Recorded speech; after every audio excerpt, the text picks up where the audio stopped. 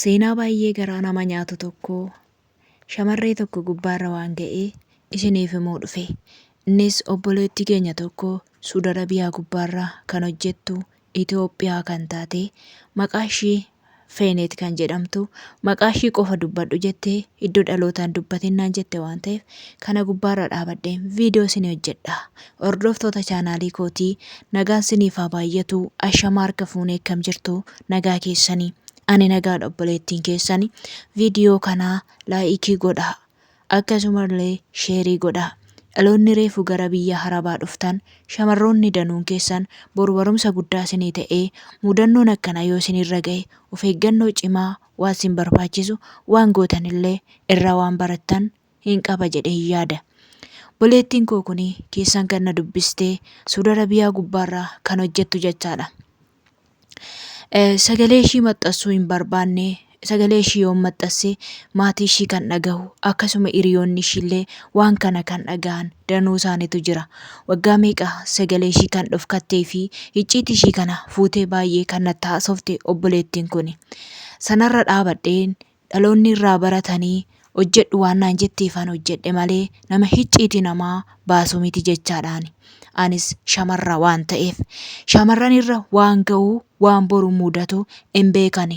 Shamarran haadhaaf abbaa irraa kan hafte homaa waan tokko kan hin qabnedha. Fira hin qabdu jechuu kiyya. Obboleettiin keenya Feenet Suudi Arabiyaa hojjechuudhaaf imaltee gaafa imaltu gubbaarratti afaan kan hin beekne biyyoota biraa kan hin deemne jechaadha. Suudi Arabiyaa gaafa deemtu biiroo gubbaarratti waan madaamiin si hojjisiistu siin jedhan waan abbaan manaa madaamii siin jedhanis waan isaan maatissus siin jedhan hundumaa ishii jedhiitoo godhii hojjedhu naan jedhani jette. Obboleettiin teenya tuni. Ishiin akkas jechuu hojii isa kam akka ta'e waan ittiin adda baafatte hin qabdu jechaadha. Gaafa fudhatanii waarratanii biiroodhaa fudhatanii madaamichi suni hojii hojjetti bakkeedhaa baatee hojjetti jechaadha. Alarraa hojjetti galgala galti. Abbaan manaa madaamii sanaa mana keessa waan ooluuf iyyuu isa wajjiniin oolti. Namichichi gaaf kaanitti na daffaree na wajjin hin jiraadhu naan jedhee ani jecha biiroo sun jedheen dhaggeeffadhee hundumaa tole jechuudha se'ee sammuu daamummaas waan hin qabuufan itti galee hojii sana raawwachuu eegalee jette. Gaaf kaanitti madaamichi sun nama gaarii nama yaada qajeelaa qabduu fi nama Araboota irraallee adda ishii jechisiisu baay'ee kan qabdu jettee jirti. Egaa Suudi Arabiyaa keessatti ishiin kan na qacaratte iddoo dhaloonni ishii achi miti. Iddoon dhaloota ishii Afrikaa ta'etoo nama adiidha garuu jettee jirti. Yaaduudhaanuu addaani waan jetteef jechaadha. Gaaf kaanitti garaatti na afee jette. Gaafa garaatti naafu na dhukkubnaan madaamin tosonii mana yaalaa na geessite.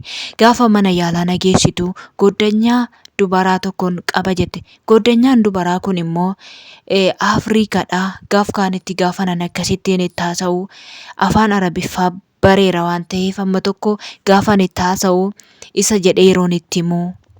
Achii booda madaamin tiyatuni eessarraa fiddee kan silaasee fudhadhee erga as tutturtee jirtaa.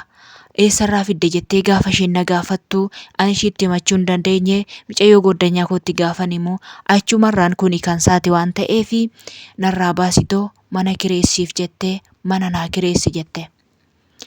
Gaaf kaanitti akkamitti na duuba deebitee waan akkasii goota anuu si amanee si jaalladheen jira.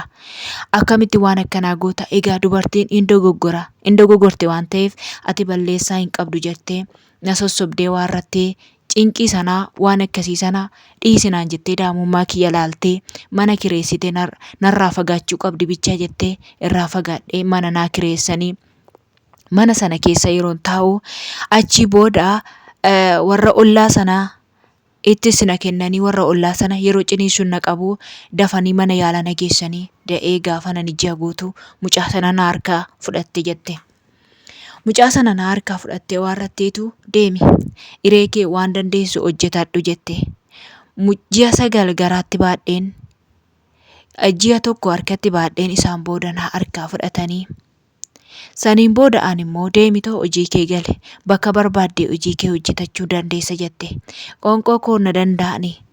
Ji'a salgan garaatti baadhu sanaa waan uffataa waan hundumaa na danda'ani garuu mucaa isaanii narraa fudhatanii warratanii mucaa koo jechaadha jette. Isaan booda gara hiree keetii gara siif ta'u deeminaan jedhanii jette. Gaafa kaanitti mana barbaadden dhee ammas gaafa mana namaa galuu wantumti akkasii gaafa na qunnamuuf ka'uun badee warradheetoo ammallee mana jijjiirradhee badee hojjechaa ture jette. Ammallee obboleettiin kun Suudi Arabiyaa kan jirtu kan hojjettu jechaadha. Viidiyoo kana akkan hojjedhu kan na godhe ishiidha. Keessan kan natti haasofte jechaadha. Obboleettii keenyaaf yaada qeequmsaa tokko hin barreessina. Obboloota kiyyaa namni hin dogoggorre tokkollee hin jiru. Eenyuyyuu ani qulqulluudha kan jedhu inni qulqullummaa kan qabu hin jiru. Rabbiin tokkicha kana malee waaqa kana malee wanti qulqulluudha jedhu tokko hin jiru. Lafa itti dogoggortan hin beektan, lafa itti rakkoon sin mudattullee hin beektan jechaadha. Kanaaf obboleettii keenya kanaaf yaada qeequmsaa hin barreessinaa. Kunoo amma mucaan isaanis guddatee jira. Mucaa isaanii garuu ilma dhiiran argadhe mucaa sana amma ammaatti ija kootti na argisiisanii fuullee koo akka hin geenye kanaan booda fuullee koo geenyan lubbuu keen baasaa naan jettee isaan booda anis dhiisee mucaa koo itti dhiisee hojii koo hojjetachaa jira. Ergan hojii koo hojjetachuu qabee amma waggaa lamaa seenaa kana akkan dabarsee eenyumtuu hin beeku jetteerti obboleettiin kun jechaadha. Dhofkadhee warradhee namoonni na beekan Itoophiyaan takka hin jiru.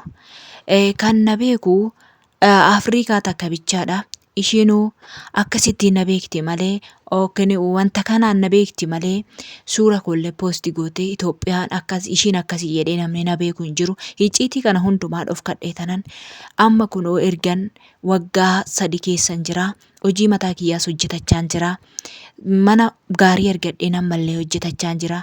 Carraan naga'e kun akka ijoollee kana hin geenye mudannoon koo waan akkanaati.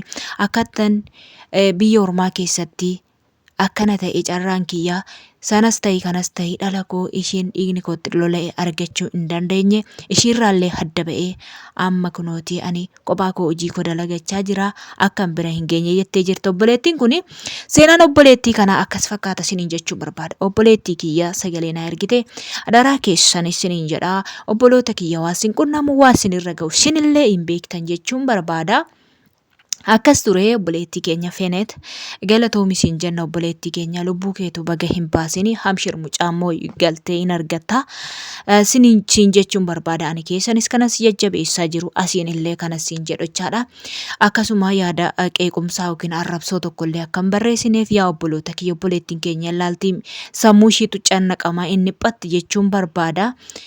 Waan dhaggeeffattaniif hedduu galatoomaa isiniin jedha. Laayik sheer godhaa baay'ee turtii gaarii. Ciao.